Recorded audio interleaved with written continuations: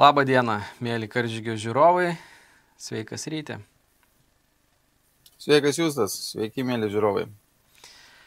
Vat ir prabėgo čia kelios dienos, šiek tiek atgarsių po tos mūsų laidos apie gyvenimo įgūdžių programą ir labai gaila, kad tokios diskusijos kaip ir neužsimezgė. Gavau čia kažkokią tai keistą repliką, kad aš čia su tuo praeito eteriu pasirodo perėjau į spalvotų pusę. Nežinau, lygtais nieko net panašaus tą temą nesakiau, bet tos emocijos matom, kad jos kaista ir iš tikrųjų tai, kaip aš ir minėjau, man labai ir panašu į tai, kad vis dėlto bent jau keli politikai ir panašu, kad pretendentai į būsimus prezidentus šitą temą ir toliau labai eskaluoja. Ir panašu, kad ir kiti neliks nuo šaly, nes temų kaip ir nėra taip, kad sujaudinti ir užkabinto žmonės. Tai kaip tau matosi, kokie pas tave atgarsiai iki tavęs atėjo? Aš dabar tokia viena mintis į galvą atėjo. Tai reiškia, tėvai yra susirūpinę dėl to, kokį turinį dėstys per tas pamokas, taip, ten vieno ar kitoj pamokoj. Bet politikai nesikabina prie turinio. Politikai kabinasi prie kitų dalykų, kad kažkas kažkokius tai supainiojo, interesų konfliktas kažkoks įvyko, kad ten ta programa neparuošti yra, ten dės mokytojai. Taip, prie visai kitų dalykų kabinasi. Reiškia, pats turinys, kad tenai gali būti tas spalvotas, pavadinkim taip, tai va šitie pretendentai, jie apie tai nekalba. Jie kabinasi prie kitų dalykų ir man čia klausimas yra, kodėl. Nes tėvai labiausiai dėl to susirūpinę. Ir aš sakau, buvau atsivertęs tą programą, šiek tiek pavarčiau ten, kad ją išstudijuoti tikrai labai daug laiko reikia. Ir aš pritarčiau vieno ten žmogaus dabartinio politiko išsakyto mintim, kad tai, kas yra toj programai nurodyta ir ko ten bus dėstoma, tai reikėtų gal kokių 5-6, kaip mažiausiai 5-6 sričių su aukštuoju išsilavinimu skirtingose srityse. Ten yra darbų sauga, toliau yra mityba, ten toliau yra finansai kažkokie, sakykime, toliau yra priklausomybių netgi vyresnėse klasėse, reiškia, kaip atskirti priklausomybės, kaip padėti žmonėm. Reiškia, turi būti skirtingi specialistai, kurie turėtų aukštuosius išsilavinimus toj srityje, tam, kad jie galėtų dėstyti kažką tai šitą temą. O dabar, reiškia, aš taip suprantu, kad bus mokytojai, taip, pedagogai, kurie bus apmokyti dėstyti visą tai. Tai klausimas, kas tai per plakinys bus ir kaip tas vienas to paties dalyko mokytojas galės sutalpinti ten 5 ar 6 skirtingas temas. Tai ten, sakau, yra ir darbų sauga, ir mityba, ir savižudybių prevencija, ir patyčių prevencija. Ten daug labai tokių, sakykime, tikrai labai gerų dalykų sudėta, kurie yra reikalingi. Tik visur praktiškai, ten kiek aš pastebėjau, yra to lentelė, kur aš tau siunčiau, yra ten ta tokia linija, reiškia, lytiškumas. Tai reiškia, gyvenimo įgūdžių programos pamokos, kiek aš supratau, bus toks mišinukas įvairiausių dalykų, kur tu negalėsi atskirti, kur kas kada yra dėstoma. Reiškia, nebus taip, kad šią savaitę bus dėstoma tas, kitą savaitę tas. Tai bus persipinęs dalykas toksai, kur, kaip jau minėjau praeitoj laidoj, tai buvo mano tiesiog, sakykime, iš patirties tokia prielaida, kuri pasitvirtino pasižiūrėjus tos dokumentus. Ir ten aiškiai buvo parašyta, kad yra 70% tai yra privaloma, kad būtų dėstoma pagal programą ir 30% yra paliekama, reiškia, mokytojo nuožiūrai. Taip? Ir dabar mokytojas, kuris gali būti, sakykime, vienų ar kitų pažiūrų, su vienais ar kitais įsitikinimais, ar vienų ar kitų jėgų įtakotas, jisai gali, sakykime, ten savo nuožiūrą kažką tai tokio ir pasakyti. Tai va, tai šitoj vietoj yra žiokia tokia rizika, jinai tikrai ne iš niekur tos emocijos sukeltos. Bet aišku, liūdna, kad tom emocijom naudojasi politikai ir aš labai abejoju, jeigu ir tos politikus dabar prileistų priimti kažkokius sprendimus, ar tai būtų kardinaliai kažkokia pakeista ta programa, ar tai būtų tiesiog gražiau kažkaip tai įvyniota ir važiuotų tas pats garvežys tą pačią kryptimį. Tai mes puikiai atsimenam, kai prieš 16 metus čia visa alternatyva labai džiaugiasi, kad čiagi ir toks vajus buvo sukeltas, kaip ten naisių vasara, visi valstiečiai, ten visa kita, kaip jie čia blaivybę įves, kaip čia žmonės puolė, kaip čia mes gausim tos įstatymus, kaip vos ne Švedijai, kad ten alkoholiu prekiaus porą valandų, ten 100 kilometrų už miesto ir taip toliau. Nu ir kas matom, kad absoliučiai nieks neįvyko. Gal ten įvedė papildomą valandą, kada ten tie negali parduotuvėse, gal kažkas tai sutrumpėjo, bet nuo to alkoholizmas nesumažėjo, padidėjo, nes tol, kol veikia parduotuvė, reikia užsipirkti tiek, kad užtektų visiems. Ir galbūt žmogus ne tiek nepirktų, bet kadangi jisai žino, kad tos valandos yra sutrumpintos, tai reikia imti, kad užtektų, kaip sakant.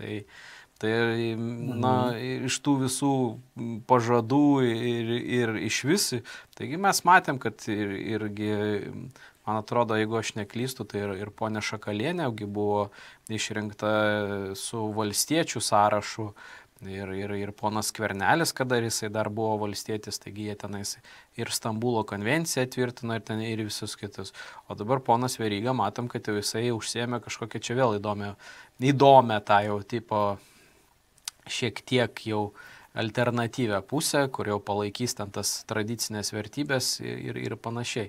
Tai šitoj vietoj, nieko negirdim apie kažkokius tai realius projektus, ką ateis įgyvendinti. Šitoje vietoje, tai, aš net sakyčiau, laisvės ten tie visi, tai jie bent jau saviems pažada, ne? Kad mes, kai ateisim, padarysim ten santokas arba dar kažkas. Ten jiems nelabai pasisekė, bet jie ten bando. Bet jie konkrečiai sako, mes ateisim, padarysim ir tos visus savo elektoratą kažkaip tai pakelia. Dabar šitas, taip vadinami, įgūdžių šita programa, tai kiek ją, aišku, ta pati programa, jinai yra pakankamai didelė ir tenais, bet kad aš ten, iš tikrųjų, pačioj programai, kaip ir tu sakei, kad tenais, gali prikipti, bet gali ir neprikipti, viskas priklauso nuo žmonių, kurie dėstėsi. O kaip ir tu minėjai, kad tenais reikia turbūt kelių aukštųjų pabaigti ir specialistus surinkti, išdėstyti tą kursą.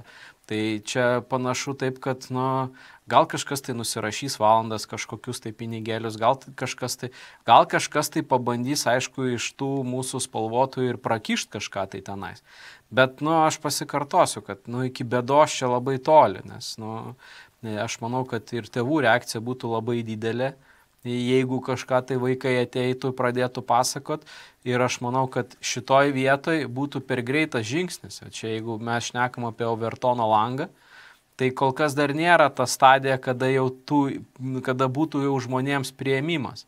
Ir per greitas kišimas į mokyklos sukeltų tik tai tą atmetimo reakciją ir šitas procesas greičiausiai susistabdytų. O dar ką aš prisiminiau iš savo, kada pats mokyklą lankiau, tai pas musgi ten irgi būdavo, ten jau, aš neatsimenu kurioj klasėje, bet jau tenais prieidavom iki, kuomet reikėdavo mokytojai paaiškinti, kaip vyras, dauginimas visą žmonių procesą. Ir mes sakydavom... 9-10 klasė, tai būdavo anatomijos pamokos ir jau tada prasidėdavo.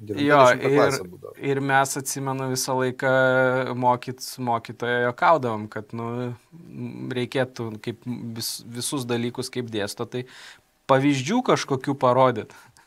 Kaip tai vyksta, tai aš taip įsivaizduoju, kaip tą visą spalvotojų turinį reikėtų pavyzdį padaryti, nes mūsų mokytoja, kadangi buvo tradicinio supratimo, tai jis sakydavo, kaip visi žinote, mokykloje vaikšto mano 2 sūnus, tai mano pavyzdys.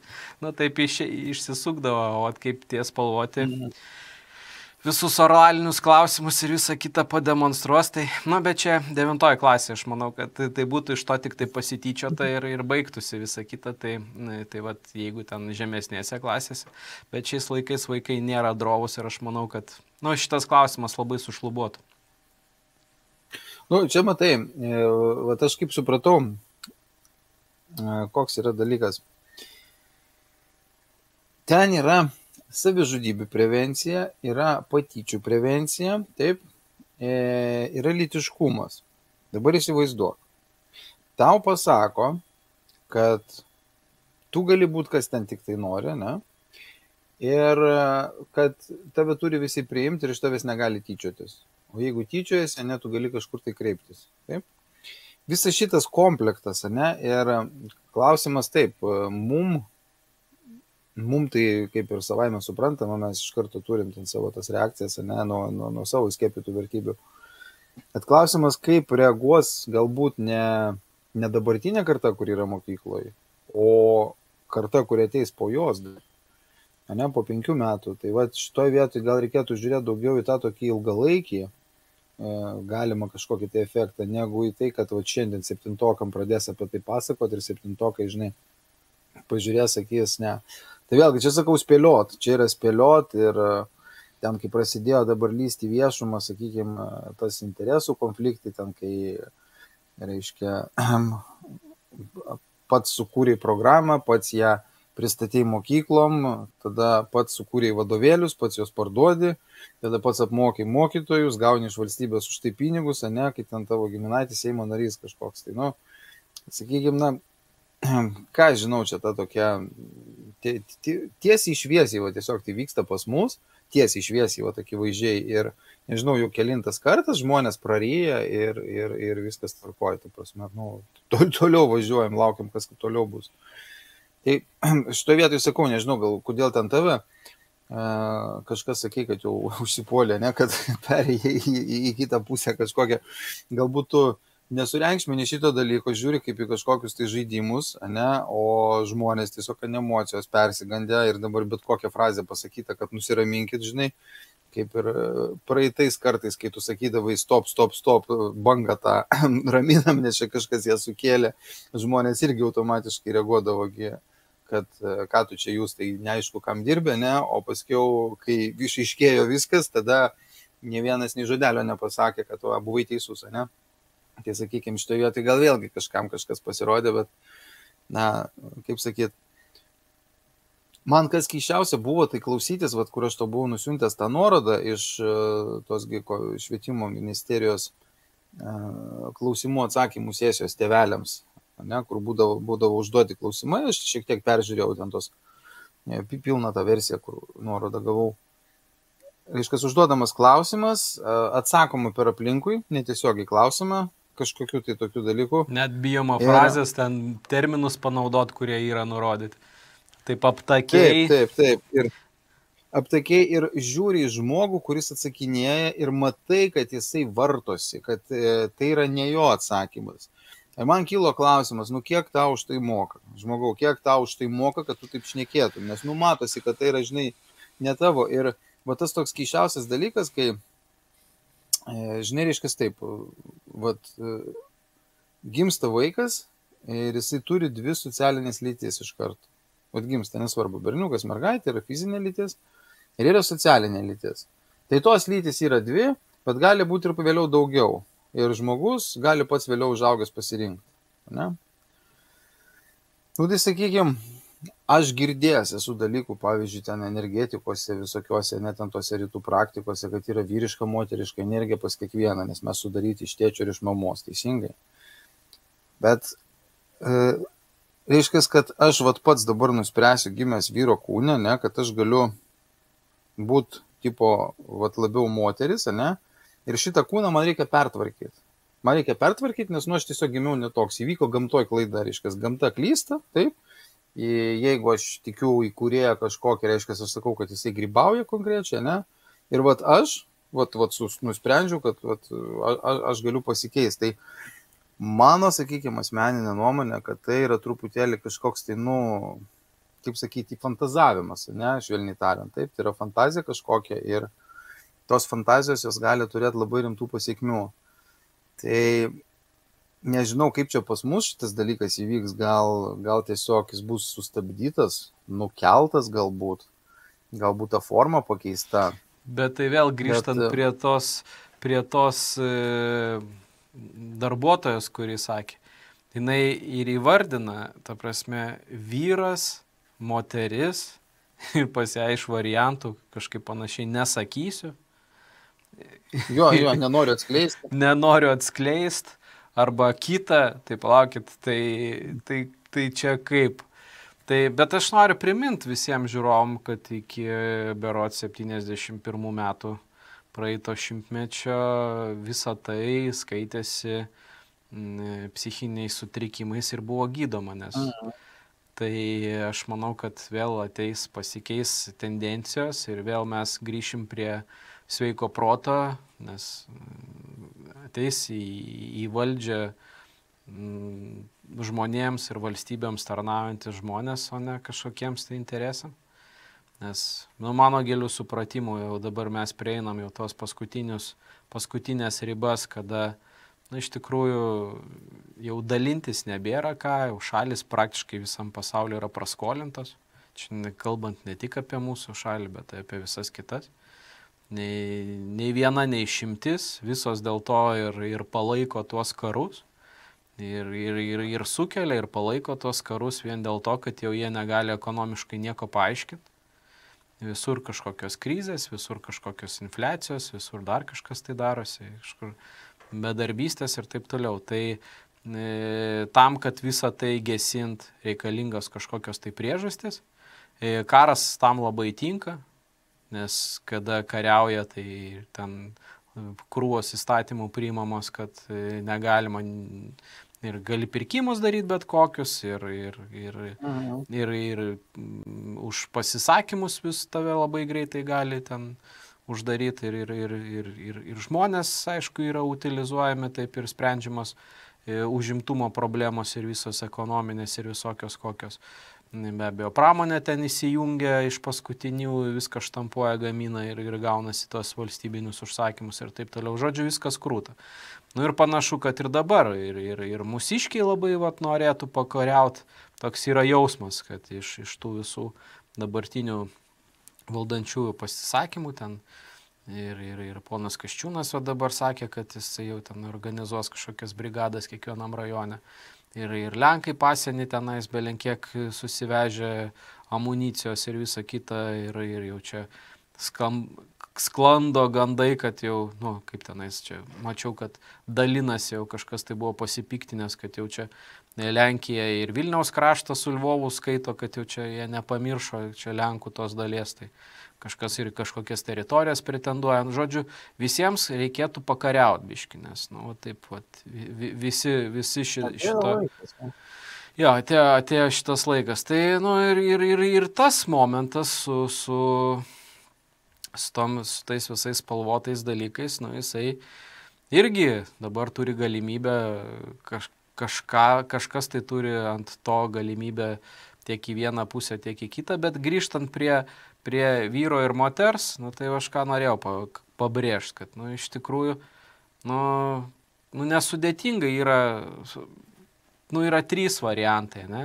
Aš sakyčiau, kad yra vyrai, yra moteris ir yra nepritarintis veidrodžiui, kaip čia pasakyti, prasme. Būtent, labai gerai pasakyti, yra savęs nepriėmimas, jo. Jo, tai kuris yra, kuris visais laikais būdavo kaip ir, nes, mes bet kokį žmogų, absoliučiai bet kokį žmogų, galim arba mėgti, arba nemėgti. Čia nuo mūsų noro priklauso. Man jis gali patikti, gali nepatikti. Ir tu tik pats nusprendi. Tai lygiai taip pat yra ir su tais apsisprendimais, kas tau patinka. Aš jau gal labai būsiu, tikiuosi, kad neižvelgs čia niekas jokių... Išvelgs. Tai bet iš tikrųjų tai ir tam žmogui pakankamai lengvai turėtų būti ir energetikai, ir visi kiti žmonės pakankamai lengvai galėtų padėti, nes gali būti, kad, pavyzdžiui, šiais laikais vyrus augina vienišos mamos ir jos ten biški tos moteriškos energijos gal biški per daug duoda. Ir tos vyriškos energetikos kažkiek tai trūksta, ir gaunasi taip, kad, jau kadangi tai ir gaunasi taip, kaip gaunasi, bet, visi šitie klausimai, mano supratimu, pakankamai lengvai yra pataisomi. Tai čia jeigu apie šitą pusę kalbėtų, bet čia aš jaučiu sukelsiu avilį, žinai, jį su pagaliu ir pamaišyti tenais. Tai va, bet, tikėsimės, kad čia mūsų nelabai kas klauso. Jo, čia įdomus dalykas. Aš atsimenu tiesiog paprastus pavyzdžius duodavo, vyras su moterim nuvežk į kažkokią negyvenamą salą, atvažiuok tenai po 100 metų, ten pamatysi kaimelį kažkokią, ne? Nuvežk vyrą su vyru į negyvenamą salą, ne? Arba moterį su moterimi negyvenamą salą, atvažiuok po 100 metų, rasi griaučius, teisingai. Tiesiog, yra gamta. Ir kaip tu sakei, savęs tas nepriėmimas, jisai daugelį, sakykime, sričių yra išplitęs, išlindęs ir ant to paremtas visas kapitalizmas, sakyčiau, ne, kad tau reikia kažko, nes toks, koks tu esi, nesi pilnas, ne, koks tu ten galėtum būti, ne, tau kažko tai reikia, kad taptų tobulų. Tai va šitam visam tokiam ir išplito, kad kalbant apie dabar apskritai apie visus šitus seksualinius potraukius, ne, pavyzdžiui, buvo tyrimas vienas darytas, čia pažįstamas labai tyrinėjo, Amerikoje važinėja, tai jisai kategoriškai tokią nuomonę turi, nors yra pakankamai toksai, sakykime, lankstus žmogus. Sakė, daugumos pedofilų sugautų apklausus, nuo ko visą tai prasidėjo. Visi sakė, kad prasidėjo nuo internetinės pornografijos ir paprasta jau būdavo nuobodi, tiesiog nuobodi jau priprasdavo ir norėjosi kažkokių naujų pojūčių, naujo stimulo. Ir vis kažko žiauriau, kol ateidavo iki vaikų ir po to ateidavo reiškia, jam noras patirti tai iš tikrųjų. Tai va, praktiškai visi, kas su jais bendravė, tam psichologai, taip atsakė. Tai va, tai šitas, sakykime, dalykas yra iš to nuolatinio stimuliavimo, nuolatinio noro ir žmonės atsiranda tokios mintis, kaip čia daro savo kažko tais prisigalvoti, vėlgi prie to ir peda. Ir kiek aš žinau, pavyzdžiui, yra netgi toks įsireiškimas, kaip jisai chemseksas. Reiškia, chemseksas tai yra apsvaigus nuo kažkokių tai medžiagų mylėjimasis. Kai apsvaigsti nuo medžiagų, tai jau ten pasidaro vienodai, su kuo tu mylėsi. Savo patirtim galiu papasakoti, aš tų medžiagų daug privartojęs ir ten, nežiūri jau žmogų, yra kažkas ten eini ir ten visokios, sakykime, kas ten kokios girdėjęs, ten orgijos ir čia Lietuvoje būdavo ir dabar netgi jau straipsnius rašo apie svingerių vakarėlius ir giriasi žmonės, kad organizuoja, tai viešai eina. Ir ten viešai kalbama apie tai, kad vartojimas yra tam tikros medžiagos kažkokios. Tai vėlgi visas šitas per didelis stimuliavimas mūsų tos nervų sistemos motyvacinės ir veda iki visokių tokių, pavadinkim, iškrypimų, nukrypimų, kaip jos pasakyti. Ir dabar klausimas, kokiu tikslu visą tai yra diegiama ten tose mūsų mokyklose, nes pavyzdžiui mūsų, pavyzdžiui, net nereikia mūsų, prieš 10 metų kokių, ar prieš 20 metų. Atsimenu, buvo kažkoks straipsnis 2009 metų, kai vaikų darželiuose buvo kažkokia programa apie tos 2 princus, kur aš tu pasakoju, ta knygutė mačiau, tai buvo vaikų darželiuose šitas skaitoma. Ir čia buvo sukilę ten visokios vaikų teisų tarnybos, lygių teisų kontrolierės, kai čia vyksta vos ne prokuratūrai buvo duotas tyrimas, kaip jūs galite vaikam tokius dalykus į vaikų darželius, ne? Ir tai buvo prieš 15 metų, 14 grubiai tariant, ne? Ir dabar visą tai jau kaip ir, jau ateina į mokyklas, ne, toksai. Kas keiščiausia, aš atsimenu, taip įdomiai sutapo, kad aš tą informaciją perskaičiau ir vėliau mano brangioji pasidalino Pinskuvienė iš Širvintų merės ten to video, kur interviu jinai kalbėjo. Ir maniškiai prie mūsų, dabartinio miesto, reiškia, merą prisegė, sako, ir uždavė klausimą postė Facebooko, o ką mūsų meras šito klausimu mano, ne? Nu, jis, aišku, nieko neatsakė, aš sakau, man labai, sakau, šaunuolė, kad tu prikabinai, ir pati nežinoja šito dalyko, bet sakau, reiškės, jis ir negalėtų tau nieko atsakyti, dėl to, kad tuo metu, kai programa buvo pasirašyta, ne, tais 2009 metais, ją pasirašė tos pačios partijos pirmininkė, jinai buvo sveikatos apsaugos ministrė berods ar kur ten. Ir dabar, supranti, jam komentuoti šitą dalyką, kaip ir partijos politika turbūt neleistų, nors asmeninė galbūt nuomonė yra kažkokia dėl to, kad turi mažamečių vaikų, kiek aš žinau.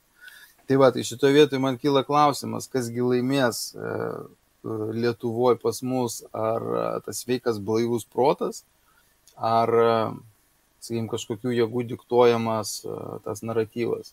Ne? Tai, kad nepanašu, kad sveiko, supranti, kad nei pas vieną pusę sveiko to proto nėra, nes visuomenė jinai dabar prisigalvoja pati tų baubų.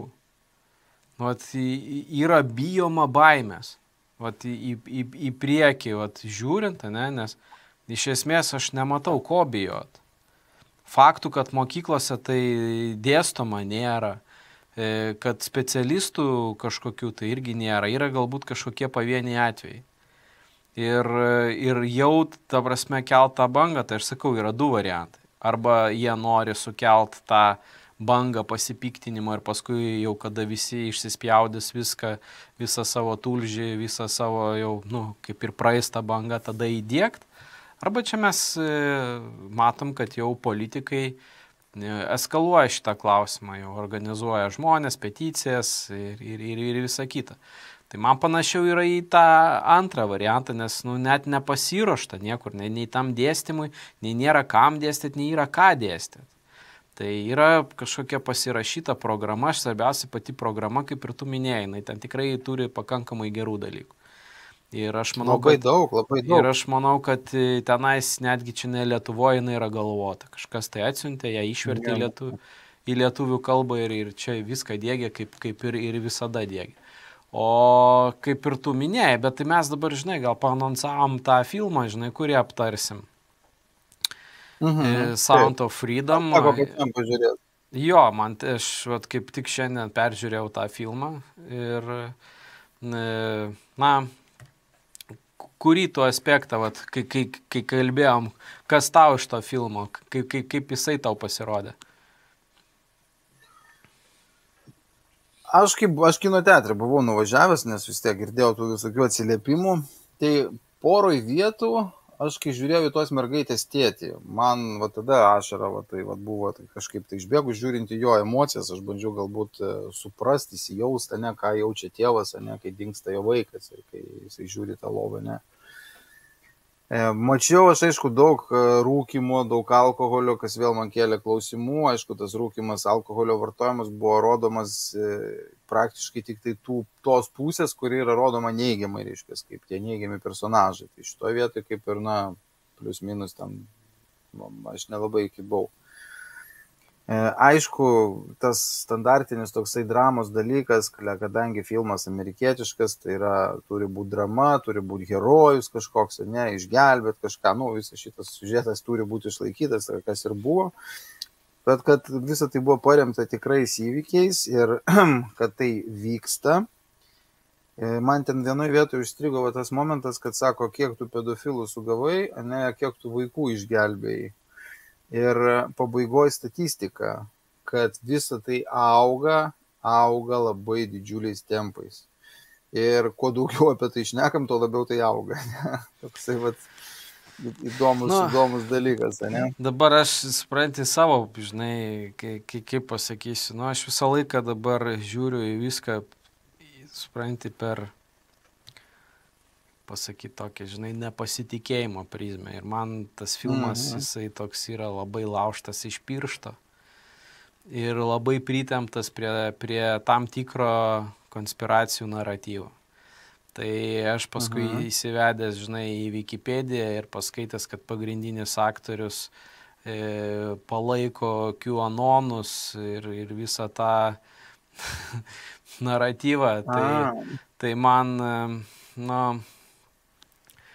ir vėlgi išleidžiamas tas filmas prieš pat Trumpo naujus rinkimus. Ir vėl supranti. Bet, na, čia tas bendras toks fonas viso šito filmo. Bet, ta prasme, žiūrėk, Zelenskį išrinko, ne? Ne, bet tai aš jau paskaitai. Bet šitas filmas yra, kadangi ta visa konspiracinė teorija, jinai labai daug metų kalbėjo apie tai. Ir ten apie tą Epštyno salą, ir čia vėl ta sala matoma, ne, ir ten apie, ir būtent tas pagrindinis aktorius, kiek aš skaičiau, įkūręs yra kažkokia asociacija vadinama ten požeminiais geležinkeliais ir taip toliau. Nu, tokių yra labai daug sąsajų su ta konspiracinė visa teorija, kas tenais buvo eilę metų visi žmonės gąsdinami apie tos visus tvirkinimus, bet faktiškai nieks neįvyko. Na, aišku, ten Trumpo neperinko, pavogė tos rinkimus, jisai vargšas nieko negalėjo padaryti. Ir gaunasi taip, kad tas filmas yra kaip po parodimas, kaip po pergalė. Visų, nu, kaip jau čia tas išlaisvino kelis vaikus, išlaisvino šitą vaiką, parodė ir taip toliau. Bet, nu, tai yra daugiau tas toks patvirtinimas visiems ir vėlgi pervažiavimas per visus tos jausmus. Na, žmonių, vėl pakeliama ta visa, nu, taigi buvo eilę metų vis jaudinama ir jaudinama šitom teorijom. Praktiškai mūsų kolegų laidose, turbūt aš jam vieną kartą minėjau, sakau, tu pabandyk savo laidą pasižiūrėti, bet savo balsu. Tik tai tos paveiksliukus, ką tu rodai. Ir aš vieną kartą pasižiūrėjęs, supratau, kad, nu, gražaus čia nieko, žinai. Ir buvo tik tai erzinama, supranti, keliamas tas žmonių pyktis, kuris niekur nevedė. Bet yra dar vienas koks momentas, ten gale to filmo yra paminėti skaičiai, žinai, kai tenais 250, man atrodo, milijardų yra apyvarta viso pasaulio, ten prekyba ir ten skaičiai tokie, kiek ten tų žmonių yra ir taip toliau. Man keista, iš kur jie žino tos skaičius, ar čia juos visus dingusius žmonės skaičiuoja, ar kaip, nes, nu, keista, bet ne apie tai norėjau pasakyti, bet kas yra dar visą laiką, nu, kaip ir propaguojama, kad yra labai blogai, kada yra kameros visur, ne? Yra labai blogai 5G, yra labai blogai skaitmeniniai pinigai. Tai dabar, jeigu pasižiūrėjus, ne, tai šitie 3 dalykai šitą klausimą iš principo išspręstų. Bet visas tas QAnonų judėjimas, jisai labai priešinasi skaitmenizacijai, skaitmeniniams pinigams ir visiems kitiems dalykams. Nes jeigu pas tave stovėtų visos ten gatvės filmuotųsi, ne, ir ten 5G online perdavinėtų tos duomenis, tai tos vaikus būtų pakankamai sunku pavogti. Jeigu, ta prasme, tuos telefonus ta prasme, nu, tai visi labai bijo tos čipizacijos. Tai mes kiekvienas kišenį nešiojamės po čipą. Taip vadinamas telefonas, tai jisai ten tavo, nu, tarsi, absoliučiai. Tai jeigu visi labai priešina, tai išmeskit tos telefonus. Bet tai visos šitos technologijos, jo labiau, kad žmonės naudodamiesi tai socialiniais tinklais, tai jau yra skaitmeninis konclageris, taip vadinamas ir visa kita. Nes jūs ir patys, ir socialinį reitingą jūs patys darot su savo laikais, dislaikais, komentais ir viso kito. Tai jeigu jūs vertinat gerai, nu tai kaip, tai čia ir yra vertinimas. Jeigu jūs žiūrit, jeigu jūs domitės, jeigu jūs laikinat, tai ir yra jūsų socialinis reitingas. Jūs išreitinguojat to žmonės. Ir galit pasmerkt, galit pakelt. Čia viskas tame jau mes esam ir labai senai. Mūsų pabiški prie to įpratina. Bet kažkodėl tai niekas to nepastebi. Bet kitas dalykas yra, kad jeigu mes norėtumėm, nu, tarsi, jeigu tai būtų visos tos priemonės įgyvendintos, o jos ir bus įgyvendintos, jau čia laiko klausimas yra, tai tų vaikų fiziškai nieks negalės nei pagrobti, nei apgauti, nei jie kažkur dingti, nei jos kažkur pervežti. Nes man buvo labai naivu šitam filme rodė, nu, aišku, tai galbūt, bet netgi mūsų Klaipėdoje, ne, konteinerius praktiškai visus šviečia, skanuoja. Į tas teritorijas tu niekur neįeisi. Tai čia turi būti, ir kitas dalykas, tas filmas, jisai su realybė, ir tenais dar filmo gale yra parašyta, kad destinacija visų tų gabenimų yra Jungtinės valstijos. Tai Jungtinės valstijos uostai ir visa kita, neutralios teritorijos, bet ten aš nežinau, ten kokiam lygiai turi būti viskas papirkta, kad tai jau taip laisvai viskas judėtų. Ir pagrindinis yra dalykas viso šito klausimo, ne? Tai mes šnekėjom, ne? Ten 5G ir kameros sustatytos, ne? Su veidų atpažinimai, su visų kitų. Labai stipriai apribotų šitos visus gabenimus. Bet pagrindinis momentas, tai yra skaitmeniniai pinigai, ta vadinama CBDC, ne? Ir tai kaip tu atsiskaitysi, jeigu visos tos finansinės operacijos, jos yra atsekamos ir tai paprasčiausiai tokios sumos pinigų ir nelegali ta pati žmonių prekyba ir išnaudojimas ir visa kitai, taptų didžiąją dalim neįmanomas. Nes atsiskaitimo būdų neliktų.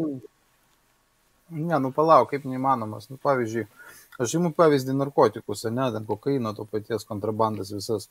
Jįgi negabena tiesiogiai kaip kokainą ir už jį nemoka pinigų kaip už kokainą, ne. Tai yra pastatomos įmonės, kurios užsiema, nežinau, ten paprikų kokią nors, pavyzdžiui, ar ten pomidorų, ar kažkokių tai, nežinau, bananų džiovintų prekybą, tai jos užsiema realiai tais bananais, ne, bet tiesiog dar papildomai į tenai įkiša šitą.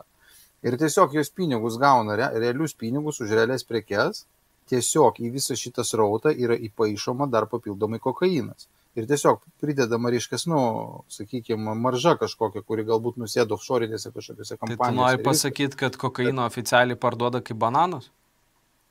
Tai kiek tu bananų turi parduoti? Aš tau kaip pavyzdį pasakiau bananus. Tai aš tau ir noriu pasakyti, kad gabenimui, aš suprantu, kad tu šneki, kad tai yra kažkokie tai verslai, kurie realiai užsiema visai kitais dalykais. Bet atsiskaitimai visam pasaulyje už juodus dalykus yra arba grinais pinigais, arba dabar kriptovaliuta. Taip. Bet kriptovaliuta, kuri neva su nieko nesurišta ir nekontroliuojama. Bet jeigu ta kriptovaliuta būtų kontroliuojama centrinių bankų arba valstybių, tai jinai yra atsekama ir tu gali patikrinti visas operacijas ir visą pinigų skaidrumą. Tai mes kalbam, o įsivaizduok, kad jeigu išimami gryni pinigai, kaip tu atsiskaitysi? Pavyzdžiui, kaip tu nusipirksi kokainą? Aš nekalbu dabar apie gatvės prekybą. Taip, bet tai susiję, supranti, jeigu tu iš gatvės negauni grynų pinigų, tai tu tada negali daryti atsiskaitimų ir didelių atsiskaitimų. Tada turi kažkokius brangakmenius, dar kažką, tai kas, žodžiu, labai apsunkėja. Yra praktiškai tampa... Žmonės, žinok, lengvai lys. Aš, pavyzdžiui, savo atsimenu klausimą tokį uždavinėdavau, ne, kai aš kažkada pirkdavau. Galvodavau, o galėtum tu man išrašyti sąskaitą faktūrą, žinai, tai pajokaudamas, taip, tam pardavėjui, taip. Jis, aišku, negali išrašyti, nes tai yra jo nelegali veikla, bet iš esmės jis galėtų atsidaryti įmonę, konsultacinę įmonę, taip, ir jis galėtų už savo konsultacijas man išrašinėti sąskaitas, taip. Jis taip legalizuotų pajamas, kurias gauna iš manęs, ne, ir viskas kaip ir pasitvarkoja būtų, bet, žmonės gatvinėje iki to, protas neneša dar iki šitų dalykų, taip. Bet kalbant apie, ką aš tau, kokią ten schemą maždaug pasakoju, tai čia kalbam apie didelius kiekius, kurie eina dideliais kiekiais, ten tonomis, kurie važiuoja. Tai ten yra per normalias įmonės, kurios normalią prekybą užsiema, kurios normalias apyvartas daro. Aš nekalbu apie tos, kurie ten kažkur tai, žinai, skrandį prarijo, oro uoste gabenasi.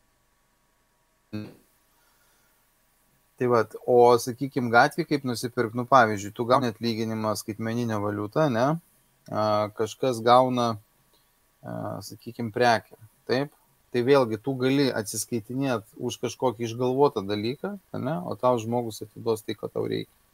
Tai yra labai lengva atsekti rytis. Tai žiūrėk, jeigu tu įvedi bet kokį produktą, tai tu turi suorganizuoti gerai konsultacijas. Tvarkoj. Bet tu supranti, kad tu realiai tada turi mokėti mokesčius nuo to, vis ten buhalterija turi būti ir paskui jūs sakys, palaukit, o jūs čia kaip konsultuojat. Ir gerai, tai supranti, tai tu turėjai įmonę ir galėjai ten kažką, tai tau buvo reikalinga ta sąskaita. O žmogus, kuris yra narkomanas ir vartojantis ir taip toliau, nu tai pas jį iš pradžių gal su verslais būna viskas tvarkoja, bet paskui būna labai liūdna. Ir supranti, čia laiko klausimas, kada paaiškės, kad nebuvo jokių konsultacijų, kažkas pradės pridavinėti, kažkas iš kažkur kažką pradės daryti ir iš karto galai sueis, kad tas žmogus, kuris kažką pardavinėja, jokių konsultacijų niekada nedarė ir negali daryti. Ir šitai pridenginėti verslus, plus, nu tu įsivaizduok, ant kiek sudėtingė. Aš manau, kad bus atrasti kažkokie tai ten, kada abi šalis, viena nori nusipirkti, kita nori parduoti, jie ras kaip tai padaryti. Aš nebejoju tam tikram lygiai ir bus ten, kaip ir tu sakai, bet esminė problema tai yra, kada yra išnaudojami tie, kurie nesutinka su tuo. Kada yra tie patys ir vaikai vagiami, ir žmonės vagiami, ir ten dar visokie. Tai sakau, tai gaunasi taip, kad jeigu tai yra 250 milijardų apyvarta per metus, prekyba žmonėm ir visą kitą, tai tu šitų, kaip tu įsivaizduok tokius pinigus, tai plus turi sutapti visa veikla ir visa kita. Tai čia, be grinų pinigų aš to neįsivaizduoju. Ten bitkoinas dabar tam irgi pakankamai stipriai padeda. Bet jeigu tai centralizuoti ir prižiūrėti, tai kitas dalykas, tai tėvai nesusitvarko, dabar su vaikais ir jie tenais vartoja ir taip toliau. Tai jeigu atsiranda tik skaitmeniniai pinigai, tai ir vaikas gauna tik skaitmeninius pinigus ir tu matai pilną ataskaitą, kur jisai juos išleidžia, jis neturi fizinės galimybės jo nusipirkti. Šeima, pavyzdžiui, jeigu tenais ar žmona, ar vyras, ar dar kažką, tai keistai pradeda elgtis, tu matai, kad yra kažkokios tai išlaidos, kurios visos tu gali patikrinti. Visi pinigai, kurie kaip vaikšto. Čia tas pats yra su kazino, visos problemos, kur žmonės ten ir meluoja, ir skolinasi, ir bet ką daro. Jie paprasčiausiai negauna pinigų, nes tu jų negali gauti. Tu gali pas kažką eiti skolintis, bet tu, pavyzdžiui, tų skaitmeninių pinigų jau nelabai pasiskolinsi, jau ten turi būti kažkokie tai, gali būti kažkokios tai ribos, bet tu iš karto, pavyzdžiui, yra ten tie elektroniniai krepšeliai, visą kitą, tai yra viskas atsekama. Ir jeigu tai, aišku, mums ten sako, čia skaitmeninis konclageris, čia visus kontroliuos, visą kitą, tai ir mus ir taip visus kontroliuoja. Tik tai gaunasi taip, kad mūsų valdžia gali visiškai be jokių problemų vogti. Ta prasme, netgi visos tos įmonės, kurios vykdo valstybinius užsakymus ir taip toliau. Visos jos ir tikrina tos pačios mokesčių inspekcijos, savi žmonės turi tas savo sąsvinukus, kuriuos reikia tikrinti, kuriuos galima tikrinti, kurių negalima tikrinti. Ir viskas taip važiuoja, tos įmonės vieną dieną gauna tos užsakymus, paskui dingsta, čia yra begalė tų istorijų. O įvedus skaitmeną visą tai iš karto dingsta, nes iš karto klausimas, kur, kaip, kas, kodėl, viskas yra skaidru ir matosi. Tai mes grįžtam vėl prie tų visų sąmokslo teorijų, kad visus jaudina, kaip čia taip, bet tuos sprendimus, kurie gali visą tai įspręsti, jie iškart sako, ne, čia mes prieš tai, mes prieš skaitmenizaciją, mes prieš paprastą statistiką. Dabar praktiškai nusikaltimų gatvėje sumažėjo, aš nežinau kiek. Praktiškai jų nebėra, todėl kad daugelis vietų yra filmuojama ir ten yra aplink mokyklas filmuojama ir taip toliau. Visur mažėjo, ten, kur atsiranda kameros, ten dingsta nusikaltimai. Aš kažkada tai su vienu vagim bendravau ir sakau, yra namas, ką reikia padaryti, kad jį apsaugot, kad jo nevogtų. Tai jis pasakė paprastą dalyką. Įstatai apšvietimą, kuris įsijungia judesio daviklis, pastatai kamerą ir nieks pas tai neis. Tai netgi butaforinės kameras pastatyk ir jau nieks neis. Nes visi supranta, ką tai reiškia. Tai reiškia, nusikalstamumą gali eliminuoti per su skaitmenos pagalba, paprastos kameros ir dingsta visi nusikaltimai.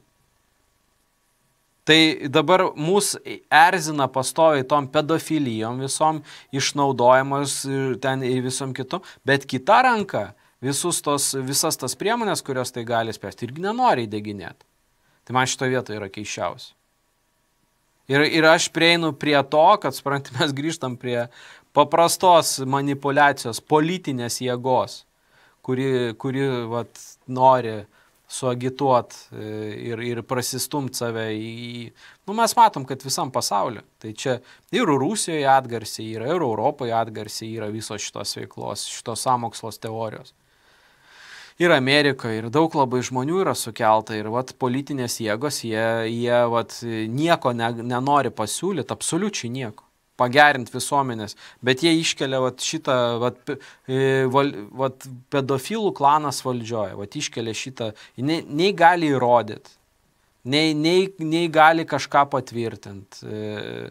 Bet yra šitas ir kuriami tokie filmai. Tai mano nuomonė apie visą šitą situaciją yra tokia. Yra visiškai banalus, iš piršto išlaužtas filmas. Tik tai tam, kad suerzint žmonės ir sakau, ir eilinį kartą aš įsitikinęs, kad tai yra vėl ruošiama Trumpo rinkimams. Ir visiems kitiems, ir netgi Lietuvoje pas mus atgarsiai irgi tie patys ateina. Ir su šitom programom mokykloje ir visa kita. Ir vėl žmonės iš politikų negaus absoliučiai jokių sprendimų, ten ar investicijų, ar kažkokios infrastruktūros gerinimo, ar darbo vietų kūrimo, ar ten negaus absoliučiai nieko, nes negali nieko pasiūlyti.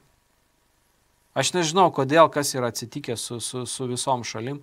Niekas nepasiūlo kažkokių tai sprendimų, nes praktiškai viso pasaulio ekonomika žlunga. Visos sugeba tik tai skolintis ir pjaustyti biudžetus. Tai reiškia vykdyti kažkokius valstybinius užsakymus ir iš to gyventi. Tai žmonės suneša mokesčius, o politikai su savo šaikom, nesvarbu, kairių, dešinių ar dar kažkokį, tiesiog išsipjausto tos biudžetus ir viskas. Ir iš esmės vyksta degradacija. Ir tas degradacija yra pridengiama pseudo kažkokiom tai kovom su kažkokiais tai pseudo sąmokslo teorijom. Čia aš aišku prišnekėjau baisių dalykų, dabar būsiu tai prasme prišnekėjau baisių dalykų, nes iš vis taip net galvot negalima.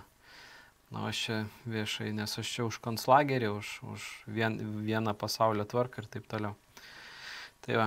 Bet tai tu dar gal kažką šitą temą apie filmą. Matai, tu visur dabar išvilginėjai tas visas sąmokslo teorijas, aš galbūt žiūriu daugiau į tai, kaip žmonės emociškai tai veikia. Ir aišku, atsimenu, Pietų Amerikoje buvo toks dalykas, kad čipuodavo vaikus, nes jos labai dažnai grobdavo. Ir tai yra normali tenai praktika, turtingos šeimos, reiškia, kažką tai išsiūdavo, ne? Tai dabar jau mes galim savo vaikam į telefonus instaliuoti programėlės, kurios anksčiau buvo prieinamos tik tai spec tarnybom, ne, ten pasiklausimas, kai telefonas guli, ne, ten, kad jau matyt, kur tavo ten vaikas yra, tai jau čia kiekvienas praktiškai, kas išmanų telefoną turi, gali padaryti, ne. Tai vėlgi šitas filmas, aš sakau, daugiau žiūrėjau iš tos pusės, kaip jis emociškai paveikia. Ir, vis tiek yra tėvai, kurie susiduria su tokiam situacijom. Tai aš per tą prizmę daugiau žiūrėjau. O kad tuo pasinaudos visų šituo, nes jau mačiau ir straipsnių, kad ir pats Trumpas organizuoja ten peržiūrą šito filmą pas save ir su aktoriumi, ir su tuo pačiu agentu. Tai, kaip ir aišku, nes tikrai, kaip ir tu minėjai, labai atitinka visą tą tokį naratyvą tos visos tos teorijos. Aš labai mažai man teko su jie susidurti, nežinau, man jinai nepatraukliai atrodė, aš kai pamačiau pirmus filmukus to viso judėjimo tiesiog internete. Man iškart viduje toks jausmas yra, kas čia dar vienas kažkoks, tai nežinau, ne tai, kad panašus kažkokios, ne tai, kad siektos, ne dar kažko, bet tas toks kažkokio garbinimas vieno žmogaus, jisai ateis čia išgelbės, nežinau, kažkokios galbūt krikščionybės, netgi paremta to modeliu, Tai kaip koks Jėzus Kristus atėjo. netgi ir simbolikos yra labai daug biblinės ir būtent Jo, tai va, tas toksai, jūs gelbėtojo ir žmonės taip nieko toliau. nedarykit. Jo, jūs nieko nedarykit, laukite, ateis gelbėtojas, jūs išgelbės, jūs tik tai melskitės, klausykit, ką mes jums sakom, bet toks, va, reiškia, jūs už savo gyvenimus atsakomybės nenešat, už jūs viską sutvarkys. Tai va, toks, kaip sakykime, dalykas, o baimiai kaip sėdėti, tai kitaip žmonių neišlaikysi, turi baimiai sėdėti nuolat, kai jis baimiai sėdės, tada logiškai jau nebemasto. Ne viskas, jisai laukia, kas čia toliau bus, kasgi mus išgelbės. Tai vėlgi, kalbant apie šitą filmą ir jo sukeliamus efektus, tai tu gerai uždavai klausimą, o kas toliau, ne, o kas toliau, ką žmogelį daryti šitą filmą pažiūrėjus, ne, vaikščiot bijot, ne, vaikų vienų nepalikinėt, nu, taip, gal teisingai, labiau prižiūrėsi savo vaikus, ne, šitą filmą pažiūrėjęs, bet vėlgi, o koks efektas bus šalutinis, kad, nu, kurie čia politikai mus išgelbės, ne, ir vėlgi ant tos bangos pasinaudoja, tai žiūrėsim. Aš tai sakyčiau taip, dabartinė ta pozicija tokia daugiau galbūt stebėtojo renkuosi, nes tos emocijos, kai užkaista pats jaučiu, kad galvoje pradeda sukti sprendimai, kurių, sakykime, ramybės būsenoje tikrai niekad nepriimtum. Tai, vat, pažiūrėjus tokius filmus, aš manyčiau, reikėtų laiko šiek tiek nuslūkti, atsiraminti ir pasižiūrėti, neatsakyti klausimą, kam visą tai naudinga. Tai vat, galbūt tu jau ištreniravai save žiūrėti tokius filmus per tą prizmę, kaip aš ištreniravau save žiūrėti filmus, kur yra alkoholis ir rūkymas, nuolatos vaizduojami, žinai, ir man iš karto kabliukas yra.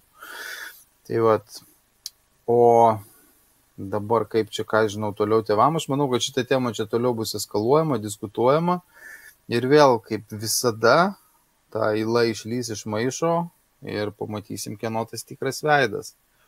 O dabar kas čia po metų pas mus rinkimai, ne, aš net nežinau, ten kitais metais. Net ne po metų. Pavasarį prezidento, jo, po metų kitą rudenį Seimo. Tai labai gerai, šiaip yra labai gerai, kad, na, jie jau ruošia visą tą dirvą, jau matosi, kas čia bus daroma. Tai lygiai taip pat, kaip matėsi ir šeimų sąjūdžio visą programą, ką jie veikia ir kurie tenais tas visas veikimas. Tai ir čia šitas dar aiškiau matosi. Tai aš manau, kad tik tiek, kad gaunasi, kad labai sunku tada normalias iniciatyvas organizuoti, kada, nu, tada žmonėms labai lengva susipainiot. Tai ir šitie lygtais gero nori, ir šitie lygtais gero nori. Ir tos visos iniciatyvos tada susipainioja. Ir gaunasi taip, kad kas kokią iniciatyvą bedarytų, visos jos praktiškai susinulina. Ir, na, bet, na, gal kažkaip tai žmonės su laiku sugebės atsirinkti, kas realiai kažką tai daro, o kas tik tai naudojasi emocijom ir iš tų emocijų pelnas. Taip, tai paprasčiausias dalykas, žiūrėti faktus, nuveiktus dalykus, ką kas padarė ir viskas. Realiai, ką kas padarė. Tiesiog faktus. Arba ką siūlo padaryti. Siūlo, nu, tas geriausias, ne, tipo, įsivaizduoju, ne, ateini į firmą, ne, žiūri, ten, kaip mes kažkada dirbom vieną firmą, ne, nu, ten direktorius kažką daro, reikia atleisti, ne, nu, tipo, tai dabar ateini į gamyklą, sakai, aš visus atleidžiu, nu, o kas dirbs? Tai ir čia su tais tokiais šūkiais, ne, paleist ministrą, dar kažką, reiškia, nu, ten tą atleist, tą nubaust, o toliau kas, o ką tu padarysi, ne, arba tas, ką padarysi, gerinsim sąlygas, kelsim, ne, ten gerovės kažkokios, tokios bendrinės frazės, kur žmonės kiekvienas savo skirtingų iliuzijų prisikūrė, jas išgirdęs ir jokio konkretaus veiksmo ten, nu, nežinau. Tai vėl grįžtam prie pagrindinę. Tai galima pagalvoti, kad visi politikai keičiasi, o kažkaip tai tas vektorius, ne, kažkur tai vis tiek eina. Tai kada žmonės supras, kad jie nieko neišrenka. Kad jūs tik nusprendžiat, kuris aktorius jums vaidins 4 ateinančius metus. Nei vienas iš jų nieko niekada nesprendė ir niekada nespręs. Nes jie neturi tokių galimybių.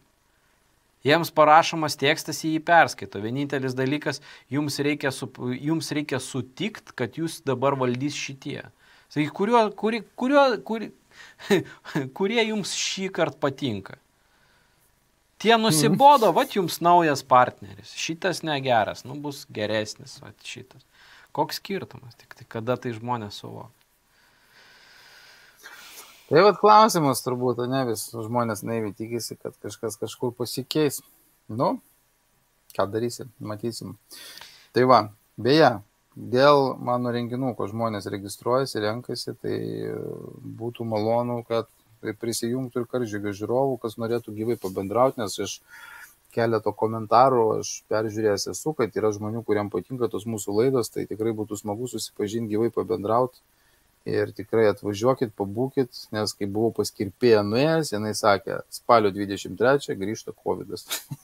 Sakė, data net aiškiai yra. Tai va, nežinau, kiek čia yra išsigalvojimų, dar kažko, bet tai būtų smagu gyvai pasibendrauti, nes, ką žinau, gal karas jau baigėsi, visiems reikės vėl kažkokių naujų prigalvoti, tai nu, biudžetus reikės įsavinti. Tai paliksiu nuorodą su visu, kaip ir praeitą kartą. Nuorodą, jo, kas norėsit, registruokitės, tai, nu ir pabendrausim susitikę. Gerai, tai mes dar gal kitą savaitėlę susisieksim, kažkokią laidelę padarysim dar. Žiūrėsim, jeigu bus dar poreikis. Tai ką, dėkui tada visiems žiūrovams, kad mus šiandien žiūrėjo. Dėkui tau, Ryti, ir iki kitų kartų. Dėkui Justai, dėkui visiems uždėmesį, iki kitų kartų. Visą.